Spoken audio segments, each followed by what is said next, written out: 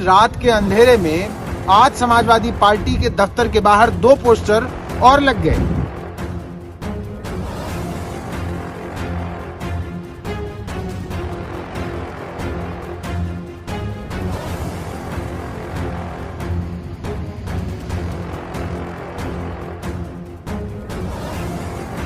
एक नई तरीके की राजनीति फिलहाल समाजवादी पार्टी में शुरू हो चुकी है कि अभी तक जो सदियों से उपेक्षित है, वंचित हैं, उनके हक अधिकार की आवाज जो आपने उठाई है, इसलिए उनके सम्मान में उनका आभार प्रकट करने के लिए यह होर्डिंग लगाई गई। जो शोषित है, उपेक्षित है, वंचित हैं, उनको न्याय दिलाने के लिए, उनका हक अधिकार दिलाने के लिए और अपने महापुरुषों का सम्मान दिलाने के लिए आधी आबादी महिलाओं के सम्मान में आज समाजवादी पार्टी सड़क से लेकर के सदन तक संघर्ष करने का कार्य कर रही है।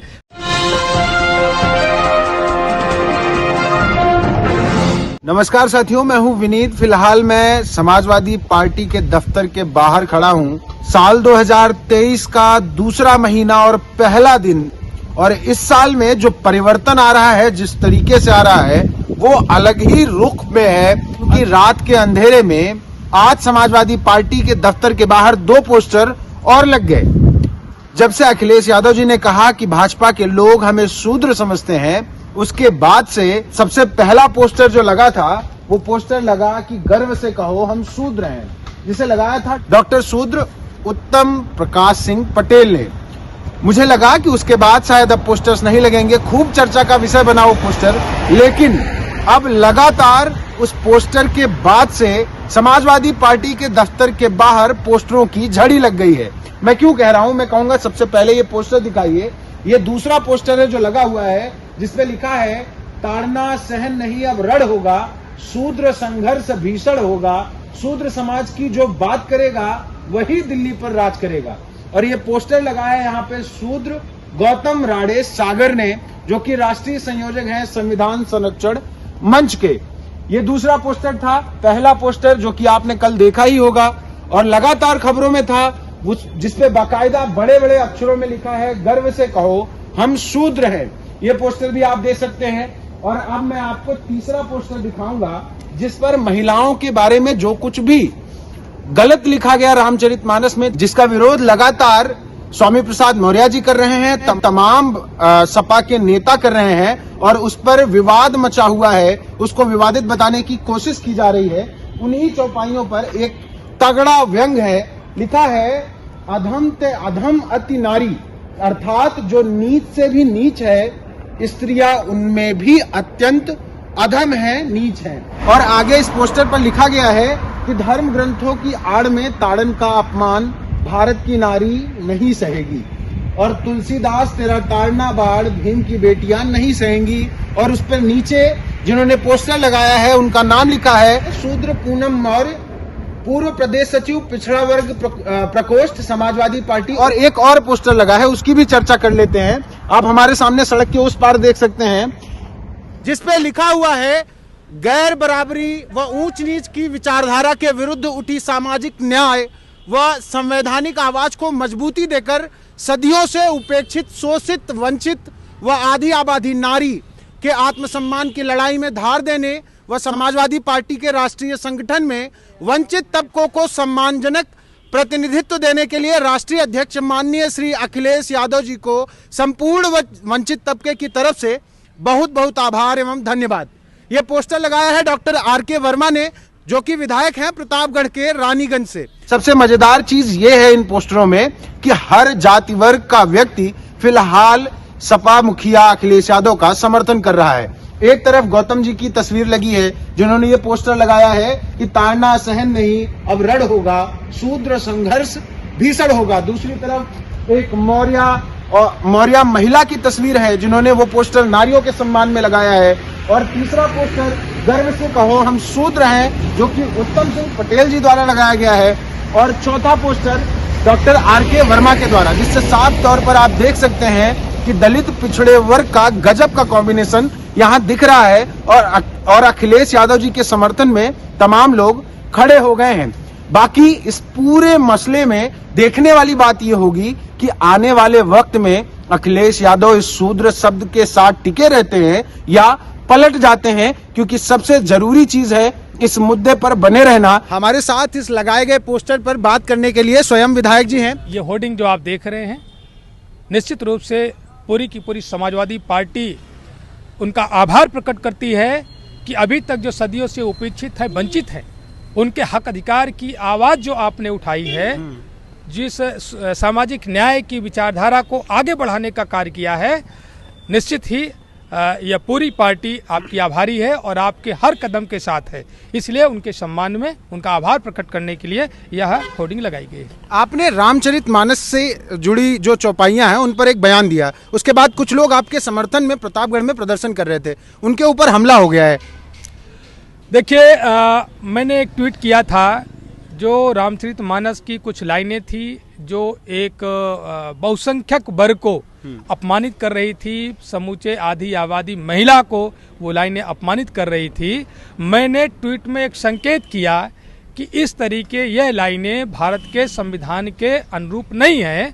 भारत का संविधान का जो मौलिक अधिकार का अनुच्छेद 15 है, जो कहता है कि इस देश के किसी नागरिक के साथ जाति के आधार पर, लिंग के आधार पर, रंग के आधार पर, वंश के आधार पर, जन्मस्थान के आधार पर कोई भेद नहीं करेगा। लेकिन ये लाइनें भेद कर रही थी, उनको अपमानित कर रही थी। मैंने उस ओर इशारा किया कि इनमें बदलाव होना चाहिए, आज के दौर की चीजें नहीं है।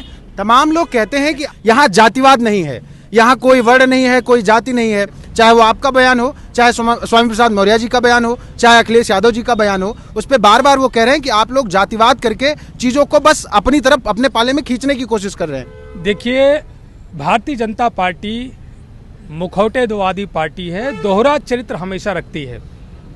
केवल राष्ट्रपति महोदया का ही मंत्रोच्चार करके शुद्धिकरण नहीं किया, बल्कि हमारी पार्टी के माननीय राष्ट्रीय अध्यक्ष जी ने जब ये आवास खाली किया था, तो यहाँ की सरकार पदासीन होने से पहले उस आवास को गंगा जल से धुलवा करके उसका भी शुद्धिकरण किया था। तो आज भेदभाव, अस्पृश्यता उनके मन के भीतर है और जिसके अनुरूप उनका आचरण हो रहा है। उनका देश के लोकतंत्र पर विश्वास नहीं है, भारत के संविधान पर विश्वास नहीं है, इसलिए वो कानून का दुरुपयोग करके लोगों को डराना चाहते हैं कि लोग कानून की बात ना करें, भारत के संविधान की बात ना करें। उनकी मंशा है कि भारत के संविधान को खत्म करके अपना विधान लगा करके इस देश की लोकतांत्रिक सरकार को, लोकतंत्र को खत्म करके यहाँ पर फिर से एक दूसरी ईस्ट इंडिया कंपनी स्थापित करके देश को गुलामी भरे हालात में ले जाना। आपने ये अपने पोस्टर में लिखा है कि शोषित वंचित समाज की आवाज उठाने के लिए धन्यवाद। आपने अपने राष्ट्रीय अध्यक्ष जी को बल दिया है, तो क्या अब समाजवादी पार्टी और उनके तमाम नेता पाला खींच के लड़ने के मूड में?